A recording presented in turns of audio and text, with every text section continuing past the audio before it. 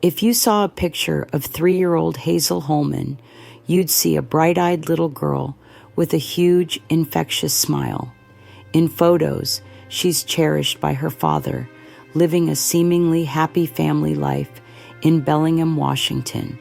It was supposed to be a life full of laughter, learning, and love. But behind the closed doors of her home, a horrifying secret was kept. A story of pain was being written on her small body, a story that would only be understood when it was far too late. Before we go any further, I want to take a moment to invite you to join our community here at Secrets in the Shadows.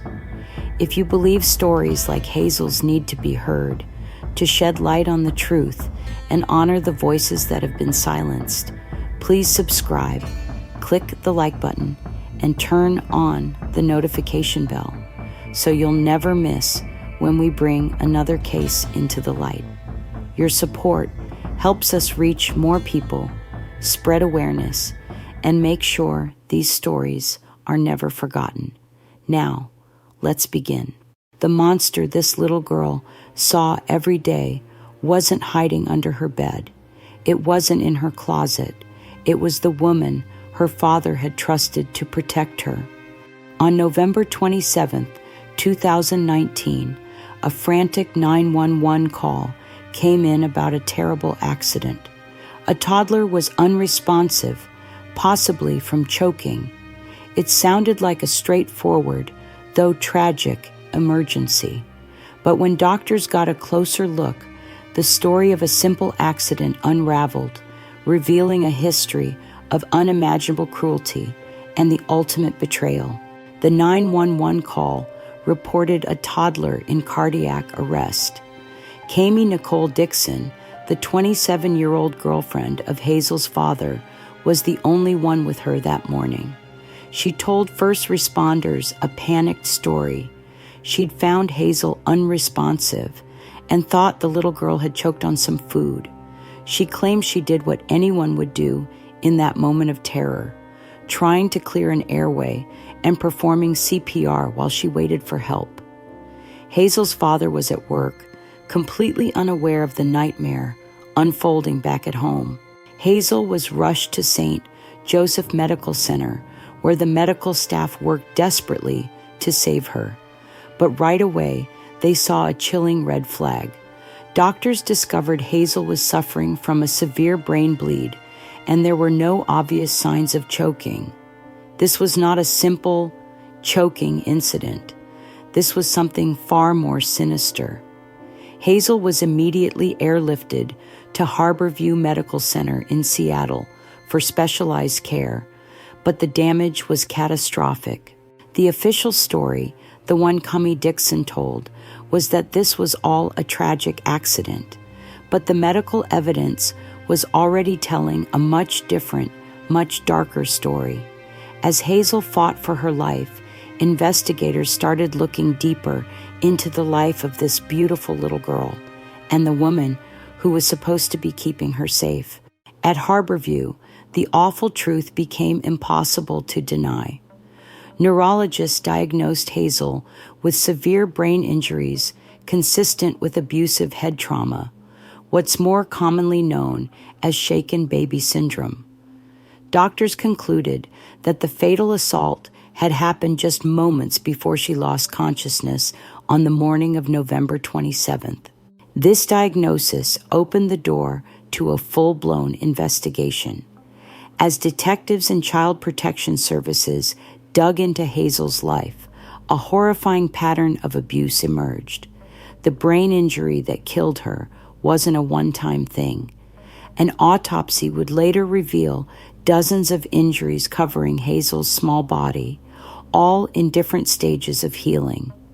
Reports described nearly every one of her vertebrae being fractured, multiple long bone fractures left to heal on their own, and a web of bruises suggesting she'd been subjected to violence for at least 5 or 6 months. There was also a burn that had gone untreated for 11 days.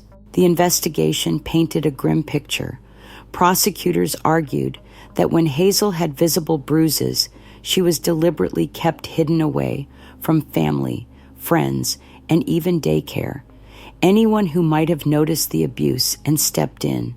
The perfect happy home was just a facade, a carefully constructed lie to hide a world of torment. The woman who acted like a loving caregiver was, in reality, the source of all of Hazel's pain. Every bruise, every break was a silent scream that nobody heard. On January 23, 2020, the Whatcom County Medical Examiner's Office made it official. Hazel Holman's death was a homicide. Hazel's story becomes even more heartbreaking when you learn that Child Protective Services already knew her name. She wasn't a hidden child lost in the shadows. She had been on the radar of the very system meant to protect her. At one point, CPS actually removed Hazel from her father's custody, concerned about her safety. For a time, Hazel lived under state supervision, but as the months went on, her father, helped and encouraged by his girlfriend, Kamee Dixon, fought to bring her back home. By the summer of 2019, just months before Hazel's death, custody was returned to her father. Even then, records show that state officials had raised serious red flags about Dixon herself. They questioned her ability to care for a child, warning that she wasn't a suitable guardian. And yet, Hazel's day-to-day care fell into Dixon's hands. When Hazel died that November, she was legally considered a dependent child of the state, still under CPS jurisdiction. But despite being in the system's watch, despite past interventions, no one stepped in at the right time. The question that will always haunt this case is, how did a little girl, known to CPS, a child already pulled from her home once, slip back into danger? Hazel had been seen. She had been flagged. But in the end, she was not saved. In December 2019, Kamee Dixon was arrested, charged with homicide by abuse and second-degree murder. Her trial, which finally began in March 2022, became a battle over two completely different stories. The prosecution laid out the agonizing medical evidence piece by piece. They argued that Kamee Dixon had subjected Hazel to months of escalating abuse that ended with the violent act that took her life. They presented the jury with the chilling catalog of injuries, the dozens of bruises, and the numerous healing fractures, and argued this wasn't a one-time loss of control. It was a consistent pattern of cruelty. They pointed to aggravating factors. Hazel was especially vulnerable because of her age, and Dixon had abused her position of trust. But the defense stuck to the original story. Hazel's death was a tragic accident caused by choking. They even brought in their own forensic pathologist, who suggested the brain injury could have had other medical causes and that calling it a homicide was wrong. Dixon herself took the stand, tearfully telling her version of what happened that morning, trying to portray herself as a panicked caregiver, not a monster. The tension in the courtroom was almost unbearable. Hazel's family had to sit there and listen to the graphic details of her suffering. Her grandfather, his voice heavy with grief, told the court his life was broken. "There will never be another good day in my life," he said. "Every day I'm reminded that my granddaughter is dead." In a heartbreaking moment, Hazel's aunt expressed her anguish over her own brother, Hazel's father, who stood by Dixon's side throughout the entire trial. "I can't wrap my head around how he would fight for his girlfriend's freedom," she said, "when she is the one who murdered his biological daughter." The trial exposed the deep fractures within a family torn apart by tragedy and denial, forcing a jury to decide which version of reality was the truth. After weeks of testimony, the jury went to deliberate. On June 30th, 2022, they delivered their verdict. Kamee Dixon was found guilty of homicide by abuse. The jury couldn't reach a unanimous decision on the second-degree murder charge, so a mistrial was declared on that count, and it was later dismissed. But the homicide conviction ensured that Dixon would be held accountable. After weeks of testimony, the jury went to deliberate. On June 30th, 2022, they delivered their verdict.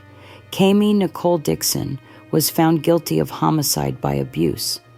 The jury couldn't reach a unanimous decision on the second-degree murder charge, so a mistrial was declared on that count, and it was later dismissed.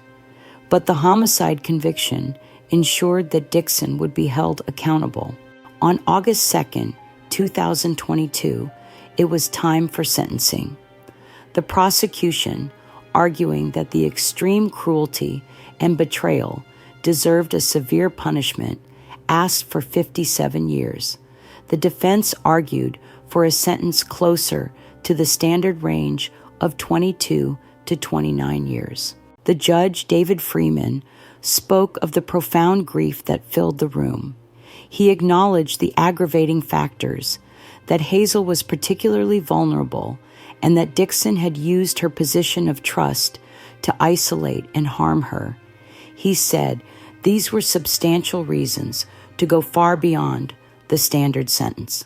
The story of Hazel Holman is a gut-wrenching look at just how vulnerable children are and the dark secrets that can hide in plain sight. For months, she lived in a world where the person meant to care for her was the person she feared the most. Her bright life was put out by a storm of violence that went unseen and unheard for far too long. And while the justice system delivered a conviction, it can't bring Hazel's smile back. It can't erase the pain her family lives with every single day. In a statement of incredible grace, her aunt said that she forgives Dixon, not for Dixon's sake, but for her own. She said she believes Hazel wouldn't want her heart to be filled with hate. With the verdict, she declared, "Hazel is finally free." Hazel's story forces us all to look closer, to listen more carefully for the silent cries of children at risk, and to question the perfect images that can hide the ugliest truths. The monster Hazel saw every day wore a familiar face, a chilling reminder that the greatest dangers can come from the people we're supposed to trust the most. If you suspect a child is being abused, please reach out for help. You can contact the Child Help National Child Abuse Hotline at 1-800-4-A-CHILD. Your call could save a life. Thank you for watching this episode of Secrets in the Shadows.